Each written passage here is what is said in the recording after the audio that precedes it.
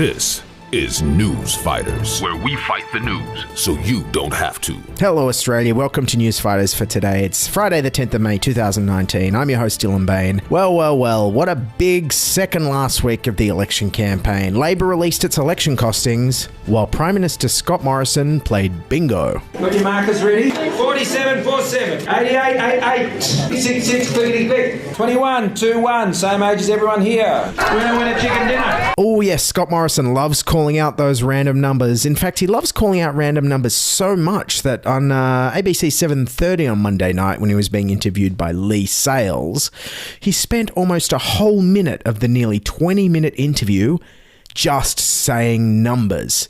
In fact, he said so many random numbers that it reminded me of a classic British comedy sketch from Mitchell and Webb. 2.1 million, 31, 1.25 million, 5.5, 60, 100,000, 3.5 billion. That's number one. 500 million, 2019, 55,000, 11 billion, 30, 45, 11,000, 5. That's number one. 6 million, 25 billion, 2,000, 95 billion, 50, 100%, 45,000 or 50,000. That's number one. 2.1 million, 25, 30, 36, 5,500, 48 billion, 3.3, 1.56, 1.9. That's number one. We like those decimals. 37,000, 45, 200,000, 41, 369 million, 2,000. That's number one. Also this week, the single biggest conspiracy theory of the election campaign, completely uncovered by the mainstream media, the elephant in the room, finally raised its head. And surprisingly, it was on Julie Bishop's Instagram. Okay, have you heard about ScoMo pooing his pants at McDonald's? Stop it. Yes, forget September 11, forget the moon landing, forget the Kennedy assassination. The single biggest conspiracy theory millennials want the truth uncovered on is Engadine McDonalds 1997. Yes, and also this week, this happened. Look, Peter Dutton has been let out of his cave. Now that's not fair, Christina Keneally. You and I both know that it's more of a crypt, or more likely a dry, well-ventilated container away from sunlight to keep him fresh because he's a potato. Anyways, on to the big debate. Scott Morrison and Bill Shorten have faced off at the third and final leaders' debate. Yes, hosted by the National Press Club in Canberra and finally broadcast on a major channel, well, the ABC at least.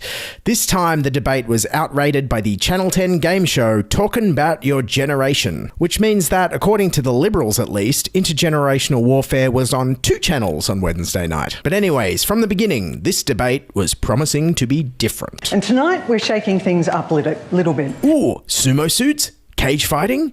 Jelly wrestling? The leaders will also have the opportunity to ask two questions of each other. Oh, whoopee. Anyways, didn't moderator Sabra Lane unabashedly show off her pro-left-wing Labor agenda with questions like this one? You're both the father of young kids. Paint a picture for me. Paint a picture for Australia. What will Australia look like for them in 10 years' time if you are elected Prime Minister? I mean, what a trap. You really couldn't be more left-wing and anti-Liberal party than by asking a question about the future. Bill Shorten, however, had no problem responding with his communist socialist answers like this. I want to see half of our energy coming from renewable energy.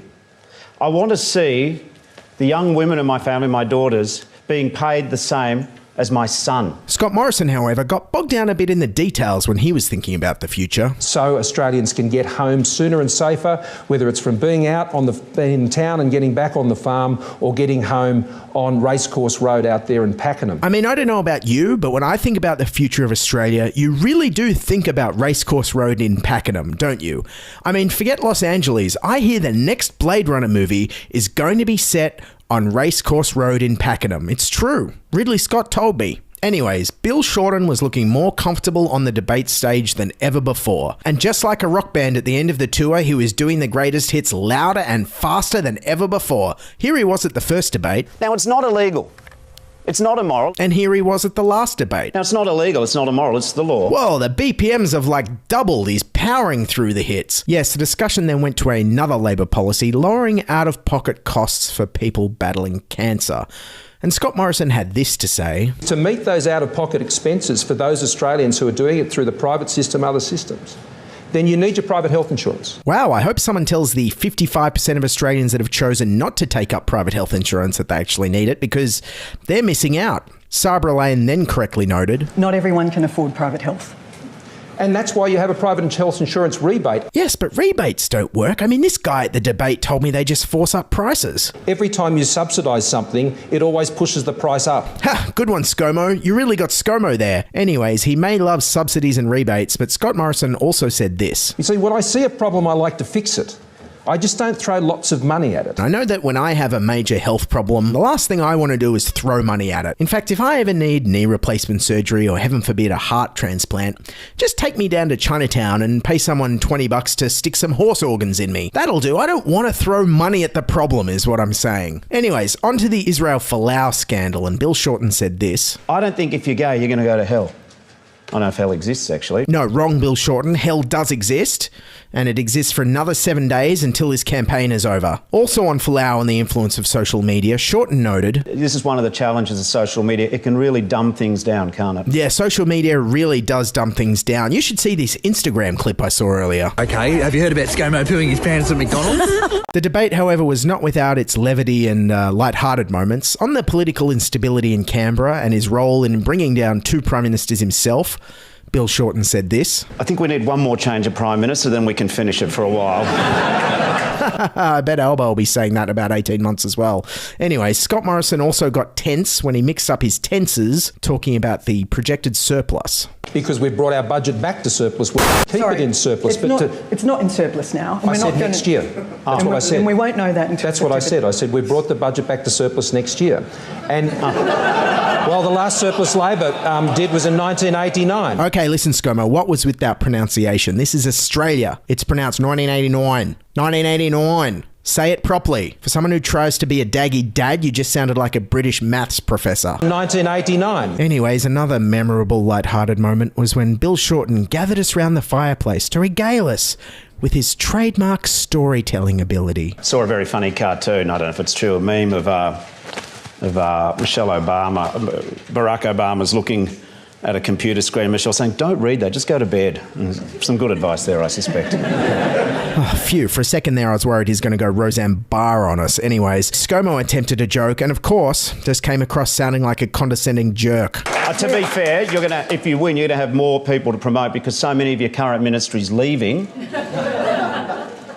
No need to get nasty.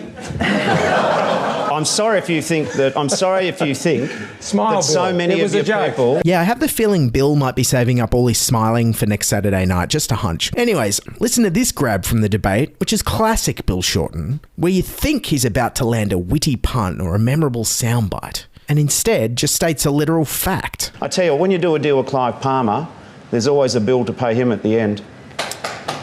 Yeah, the applause there for like when a diver attempts a really complicated dive and just belly flops. He tried to pull off something great and just failed.